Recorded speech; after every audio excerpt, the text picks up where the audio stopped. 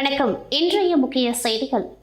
தேசிய பால்வள மேம்பாட்டு வாரியம் NDDB மற்றும் புதுச்சேரி கூட்டுறவு பால் உற்பத்தியாளர்கள் ஒன்றியம் இணைந்து நடத்தும் தேசிய பால்வள மேம்பாட்டு வாரிய வைர விழா கொண்டாட்டம் மற்றும் சர்வதேச கூட்டுறவு ஆண்டை கொண்டாடும் விதமாக கூட்டுறவின் வளர்ச்சி என்ற தலைப்பில் மாநில அளவிலான கருத்தரங்கம் தனியார் உணவகத்தில் நடைபெற்றது. இவ்விழாவில் துணைநிலை ஆளுநர் கைலாஸ்நாதன், முதலமைச்சர் ரங்கசாமி சிறப்பு விருந்தினர்களாக கலந்து கொண்டு சிறப்பித்தனர். இதில் குஜராத் தேசிய பால்வள மேம்பாட்டு வாரியம் தலைவர் மீனேஷ் ஷா, சட்டப்பேரவைத் தலைவர் செல்வம், கால்நடைத்துறை அமைச்சர் தேன் ஜெயக்குமார், சட்டமன்ற உறுப்பினர் சம்பத், அரசு தலைமை செயலாளர் சரத் சௌஹான், கூட்டுறவு அரசு செயலாளர் ஜெயந்தகுமார் ரே, கூட்டுறவு சங்கங்களின் பதிவாளர் அஸ்வந்தையா மற்றும் பலர் கலந்து கொண்டார்கள்.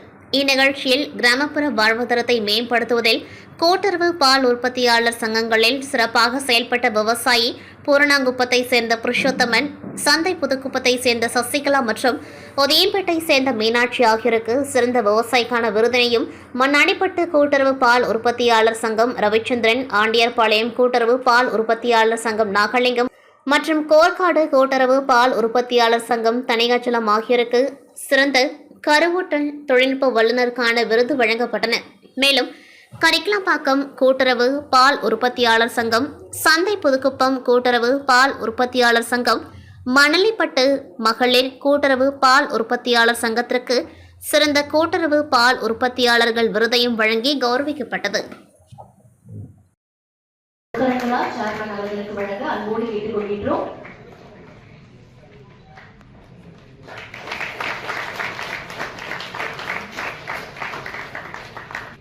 Register of Cooperatives அவர்கள் பொன்னாடை அணிவித்து சிறப்பிக்கின்றனர். Union limited. அடுத்ததாக ஆந்திர பிரதேஷ். நம்முடைய விவசாய பெருமக்கள் நமக்கு மேலும் மேலும் பால் உற்பத்தியை பெருக்குவதில் அதிக கவனம் செலுத்த வேண்டும் என்று நாம் பல திட்டங்கள் மூலமாக அவர்களுக்கு மக்களின் ஒன்றிணைந்த செயல்பாடுகள். நாடு சுதந்திரம் அடைந்த பிறகு கூட்டுறவு இயக்கம் சீர்படுத்தப்பட்ட சட்ட அடிப்படையில் செயல்படுத்தப்பட்டு மத்திய வெளியுறவுத்துறை மற்றும் புதுவை அரசு சார்பில் புதுவை சிறு நடுத்தர தொழில் நிறுவனங்களுக்கு நுழைவு வாயில் கலந்துரையாடல் கருத்தரங்கு தனியார் ஹோட்டலில் நடைபெற்றது. இதை துவக்கி வைத்து துணைநிலை ஆளுநர் பேசும்பொழுது, நாட்டின் வளர்ச்சிக்கு பெருமளவில் குஜராத் சிறு நடுத்தர தொழில் நிறுவனங்கள் பங்களிப்பு அளித்து வருகின்றன. நாட்டின் பொருளாதாரத்தை உயர்த்த பிரதமர் நரேந்திர மோடி பெரும் முயற்சி எடுத்து வருகிறார். நம் நாட்டின் மீது அமெரிக்கா அதிகமான வரியை சுமத்தியுள்ளது பெரிய தாக்கத்தை உருவாக்கியுள்ளது. இருப்பினும் வரி விதிப்பு சவால்களுக்கு தீர்வு காணும் திறன் இந்தியாவிடம் இருக்கிறது. விரைவில் இதையெல்லாம் சமாளித்து இந்தியா உலக அளவில் 3வது பொருளாதார நாடாக விளங்கும். நாட்டின் முதுகெலும்பாக சிறு நடுத்தர தொழில் நிறுவனங்கள் இருக்கின்றன. உள்நாட்டு மொத்த உற்பத்தியில் இந்த தொழில் நிறுவனங்கள் 30% பொருளாதாரத்தை அளிக்கின்றன. ஏற்றுமதியில் 40% பொருளாதார வளர்ச்சியை கொடுக்கின்றன. மத்திய அரசு அளிக்கும் முத்ரா தொழில் கடனை பெற்று மேலும் தொழிலை அபிவிருத்தி செய்ய வேண்டும். புதுவை சட்டப்பேரவையில் இம்மாதம் 18ஆம் தேதி கூடுகிறது. அதில் எளிமையாக தொழில் தொடங்க ஒரு மசோதா தாக்கல் செய்யப்பட்டிருக்கிறது. அது நிறைவேறினால் புதுவையில் தொழில் தொடங்குவோர் அடுத்த 3 ஆண்டுகளுக்கு ஆட்சேபணையின்மை சான்றிதழ் பெற வேண்டிய அவசியமில்லை. புதுவையை பொறுத்தவரை சாலை, ரயில், விமானம் உள்ளிட்ட நல்ல போக்குவரத்து இணைப்புகளும், காரைக்கால் துறைமுகம் உள்ளிட்ட உள்கட்டமைப்பு வசதிகளும் இருப்பதால் தொழில் வளர்ச்சிக்கு உகந்த சூழல் உருவாகியுள்ளது என்றார் துணைநிலை ஆளுநர் கைலாஸ்நாதன். தொழில்துறை அமைச்சர் நமச்சிவாயம், தொழில்துறை செயலர் விக்ராந்த் ராஜா, மத்திய வெளியுறவுத்துறை அதிகாரி விஜயகுமார் உள்ளிட்டோர் பேசினர்.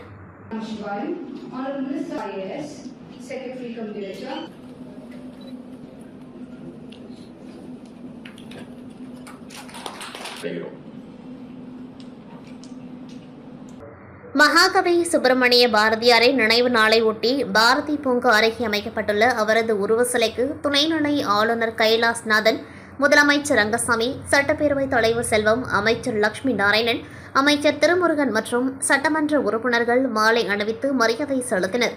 முன்னதாக ஈஸ்வரன் கோவில் வீதியில் உள்ள அவரது இல்லத்திற்கு சென்ற துணைநிலை ஆளுநர் அவரது உருவப்படத்திற்கு மலர் தூவி மரியாதை செலுத்தினர்.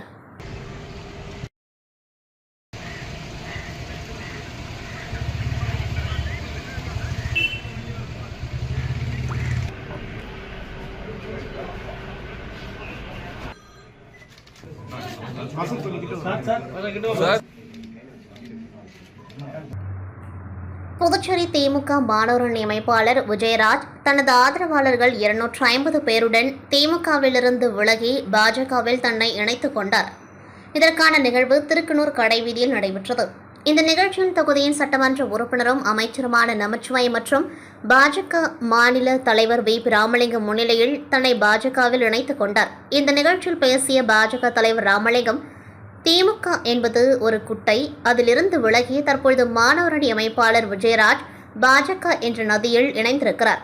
அவரை வரவேற்பதற்காக குறிப்பிட்டார். தொடர்ந்து பாஜக வெற்றி நடை போடும் என்றார். நிகழ்ச்சியில் பாஜக பிரமுகர்கள் வீரராகவன், கண்ணன் மற்றும் பாஜக நிர்வாகிகள் கலந்து கொண்டார்கள்.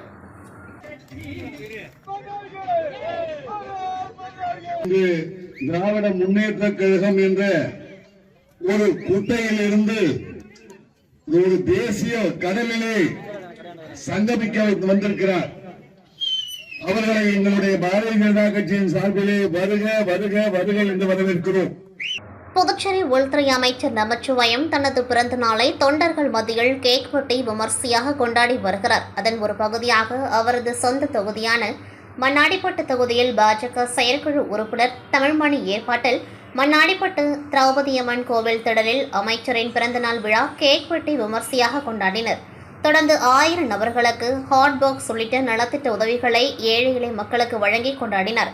இந்நிகழ்ச்சியில் பாஜக பிரமுகர்கள் மற்றும் ஊர் பொதுமக்கள் திரளாக கலந்து கொண்டார்கள்.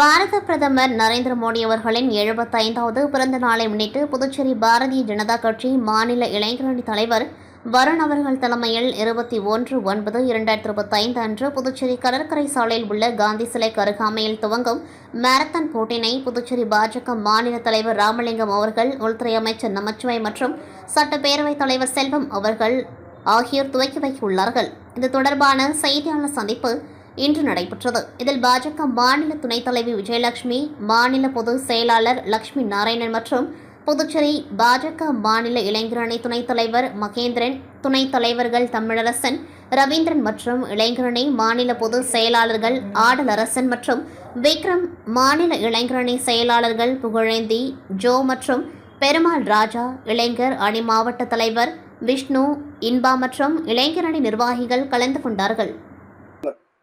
நம்ம உலக தலைவர் நம்முடைய பாரத பிரதமர் நரேந்திர மோடியோட 75வது பிறந்த நாள் ஒரு செப்டம்பர் 17 இருக்கு. அதை முன்னிட்டு நாடு முழுவதும் பாரதிய ஜனதா கட்சி மிக பிரம்மாண்டமான நிறைய விஷயங்கள் பண்ணிட்டு இருக்காங்க. சேவா ஆக்டிவிட்டிஸ். புதுச்சேரி கடைகளின் பெயர் பலகையை தமிழில் வைக்க வலியுறுத்தி தமிழ் மொழி இயக்கத்தினர் ஆர்ப்பாட்டத்தில் ஈடுபட்டு போராட்டத்தில் ஈடுபட்டனர்.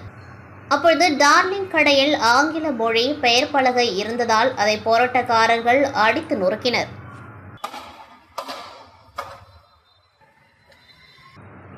தவளக்குப்பம் முத்துமுதலியார் நகர் பகுதியில் எழுந்தருளியிருக்கும் அருள்மிகு வரசக்தி விநாயகர் ஆலயத்தில் சங்கடஹர சதுர்த்தியை முன்னிட்டு விநாயகர் பெருமானுக்கு பால், தயிர், இளநீர், பன்னீர், சந்தனம் உள்ளிட்ட திரவியங்களால் ஆன அபிஷேகங்கள் நடைபெற்று சிறப்பு பூஜைகளுடன் மகா தீப ஆராதனைகள் காண்பிக்கப்பட்டது.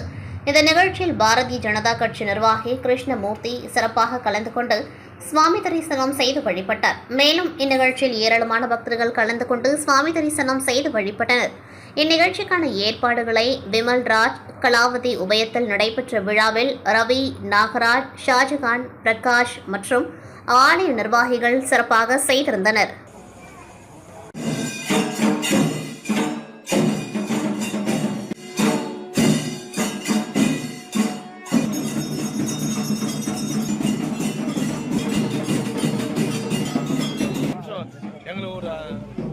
புதுச்சேரியில் கடைகள் மற்றும் வணிக நிறுவனங்களின் பெயரை தமிழில் வைக்க வேண்டுமென அரசு அறிவுறுத்தியுள்ளது. இதனிடையே புதுச்சேரி தமிழ் உரிமை இயக்கத்தின் சார்பில் புதுச்சேரி மாநிலத்தில் உள்ள அனைத்து கடை மற்றும் வணிக நிறுவனங்களின் பெயர் பலகைகள் தமிழில் பெரியதாக அமைக்கப்பட வேண்டும் என்று கோரிக்கை வைத்து பரப்புரை மேற்கொண்டு தமிழில் பெயர் வைக்காத கடைகளுக்கு எச்சரிக்கையும் விடுத்திருந்தனர். இதன் ஒரு பகுதியாக முக்கிய கடை வீதிகளான நேரு வீதி, அண்ணா சாலையில் உள்ள நிறுவனங்கள் மற்றும் கடைகளின் பெயர் பலகைகளை தமிழில் வைக்க வேண்டுமென வலியுறுத்தி போராட்டத்தில் ஈடுபட்டனர். அப்பொழுது ஒரு சிலர் நேருவீதி பகுதியில் அமைந்துள்ள தனியார் செல்போன் கடையின் பெயர் பலகையை அடித்து உடைத்ததால் பரபரப்பு ஏற்பட்டது.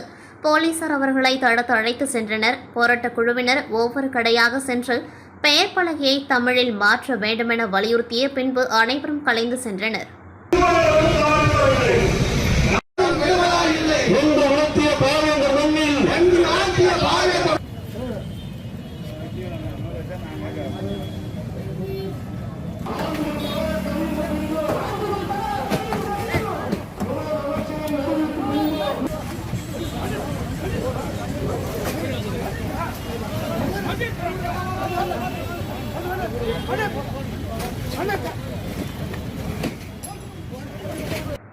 உலக தற்கொலை தடுப்பு தினத்தை நினைவுகூரும் வகையில் மகாத்மா காந்தி மருத்துவமனை, ஸ்ரீ பாலாஜி வித்யாபீத் மனநல மருத்துவத்துறை சார்பில் கடற்கரை சாலையில் விழிப்புணர்வு பேரணி நடத்தப்பட்டது. சட்டம் மற்றும் ஒழுங்கு பிரிவு மூத்த காவல் கண்காணிப்பாளர் கலைவாணன், போக்குவரத்து காவல் கண்காணிப்பாளர் ரட்சனா சிங் ஆகியோர் பேரணியை கொடியசைத்து துவக்கி வைத்தனர்.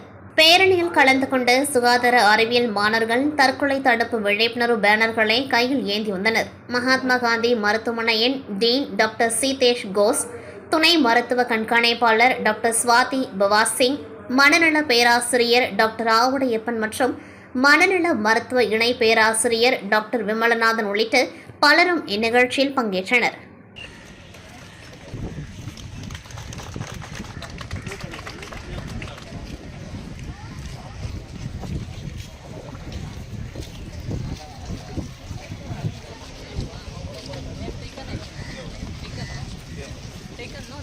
புதுச்சேரி மாநிலத்தின் எல்லைப் பகுதியான மதகடிப்பட்டு பகுதியில் வெப்பச்சலனம் காரணமாக மேகவெடிப்பு ஏற்பட்டு கடந்த 2 மணி நேரமாக கடும் மழை கொட்டி தீர்த்துள்ளது.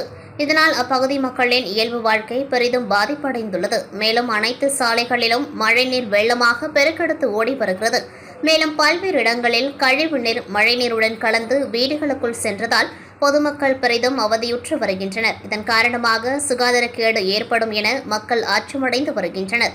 பேரிடர் மேலாண்மை துறையினர் உடனடியாக இப்பகுதியில் உள்ள வெள்ள நீரை அகற்றிட வேண்டும் என பொதுமக்கள் கோரிக்கை விடுத்துள்ளனர்.